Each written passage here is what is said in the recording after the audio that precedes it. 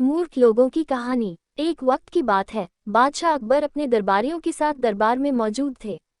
तभी उनके मन में एक बात आती है। बादशाह बोलते हैं कि मेरे आसपास हमेशा बुद्धिमान लोग रहते हैं और मैं उनके बीच रहकर बोर हो गया हूँ। मैंने फैसला किया है कि मुझे कुछ मूर्ख व्यक्तियों से मिलना चाहिए। अकबर बीरबल से कहते हैं, तुमने हमेशा हमारी मदद अपने ज्ञान और चतुराई से की है। हम चाहते हैं कि इस बार भी तुम ऐसा ही कुछ करो और हमारे लिए 6 मूर्ख व्यक्ति ढूंढ कर लेकर आओ। बीरबल, जी जहांपनाह, मैं आपके लिए 6 मूर्ख व्यक्ति जरूर ढूंढ कर लाऊंगा। अकबर, हम आपको 6 मूर्ख व्यक्ति ढूंढने के लिए 30 दिन का समय देते हैं। बीरबल, जहांपनाह, मुझे इतने अधिक समय की आवश्यकता नहीं पड़ेगी।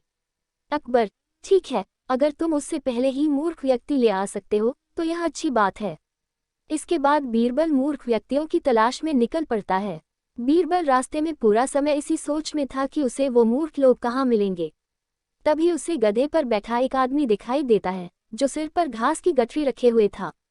बीरबल ने तुरंत घोड़ा रोका और उससे उसकी पहचान पूछने लगा। बीरबल, कौन हो तुम और ऐसे गधे पर बैठकर और घास अपने सिर पर लेकर क्यों जा रहे हो? व्यक्ति, मैं रामू हूँ और मेरा गधा कमजोर व थका हुआ है, इसलिए गधे का बोझ कम करने के लिए मैंने घास की गठरी अपने सिर पर रखी है। ये सुनकर बीरबल सोचता है कि मुझे पहला मूर्ख व्यक्ति मिल गया। फिर बीरबल उससे कहता है कि तुम जानवरों के बारे में इतना सोचते हो, इसलिए मैं तुम्हें बादशाह अकबर से इनाम दिलवाऊंगा। ये कहकर बीरबल उस व्यक्ति को अपने साथ चलने के लिए कहता है। इनाम की बात सुनकर रामू बीरबल के साथ हो लेता है।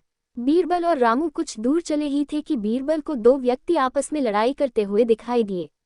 बीरबल उन दोनों व्यक्तियों को लड़ने से रोकता है और उनसे पूछता है कि तुम दोनों कौन हो और किस बात के लिए लड़ रहे हो। पहला व्यक्ति, जनाब मेरा नाम चंगू है। दूसरा व्यक्ति, और मेरा मंगू है। मंगू, जनाब मुझे चंगू कहता है कि इसके पास शेर है जिसे वो मेरी गाय के शिकार के लिए छोड़ेगा। चंगू, हाँ मैं ऐसा ही करूँगा और मुझे बहुत मजा भी आने वाला है। बीरबल, कहाँ है तुम लोगों की गाय और शेर? मंगू, जनाब जब भगवान हमें वरदान देने आएंगे तो मैं उनसे गाय मांगूंगा और चंगू शेर मांगेगा, जिसे यह मेरी गाय पर छोड़ने की बात कर रहा है। बीरबल, अच्छा ये बात है। उनकी बातें सुनकर बीरबल समझ गया कि उन्हें 2 और मूर्ख व्यक्ति मिल गए हैं। बीरबल इनाम की बात कहकर उन्हें भी अपने साथ ले लेता है। उन तीनों को लेकर बीरबल अपने घर पहुंचता है और फिर सोचने लगता है कि बाकी के मूर्ख व्यक्ति कहाँ से ढूंढ कर लाऊं। बीरबल उन तीनों मूर्खों को अपने घर में ही रहने के लिए कहकर बाहर चला जाता है। जब बीरबल और मूर्ख लोगों को ढूंढने के लिए बाहर आता है तो उसे एक व्यक्ति दिखाई देता है जो कुछ ढूंढता रहता है। बीरबल उसके पास जाकर पूछता है कि आप क्या ढूंढ रहे हैं? व्यक्ति, जनाब मेरी अंगूठी कहीं गिर गई है जिसे मैं काफी समय से खोज रहा हूँ, लेकिन मुझे नहीं मिल रही है। बीरबल, क्या आपको पता है कि अंगूठी कहाँ गिरी थी?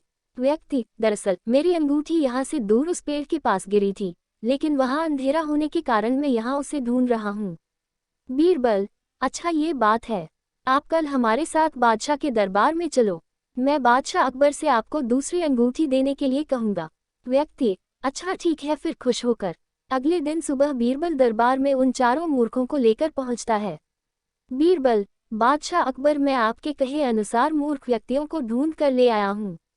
अकबर, बीरबल तुमने तो एक ही दिन में मूर्ख व्यक्ति ढूंढ लिए, क्या हमारे राज्य में मूर्खों की संख्या अधिक है और तुम यकीन के साथ कैसे कह सकते हो कि ये व्यक्ति मूर्ख हैं? बीरबल ने बादशाह से सारी बातें बताई। फिर अकबर कहते हैं कि ये तो केवल 4 ही लोग हैं, बाकी के 2 मूर्ख कहाँ हैं? बीरबल, जहांपनाह यहाँ पर 6 मूर्ख व्यक्ति हैं। अकबर, यहाँ कहाँ हैं और कौन है, हमें भी बताओ। बीरबल, जहांपनाह एक तो मैं स्वयं हूँ। अकबर, तुम मूर्ख कैसे हुए? बीरबल, मैं इसलिए मूर्ख हूँ क्योंकि मैं इन मूर्खों को खोजकर लाया। अकबर, फिर अकबर हंसने लगता है और कहता है कि मैं समझ गया कि दूसरा मूर्ख कौन है, पर मैं तुमसे सुनना चाहता हूँ। बीरबल, दूसरे आप हैं जहांपनाह, जो आपने मुझे मूर्ख व्यक्तियों को लाने के लिए कहा। बीरबल की बातें सुनकर अकबर उसकी प्रशंसा करने लगते हैं और कहते हैं कि बीरबल के पास हर सवाल का जवाब होता है। कहानी से सीख, दिमाग और चतुराई से हर मुश्किल काम आसान हो सकता है, लेकिन ऐसे कामों में अपना कीमती समय व्यर्थ नहीं करना चाहिए जिसका कोई मतलब न हो।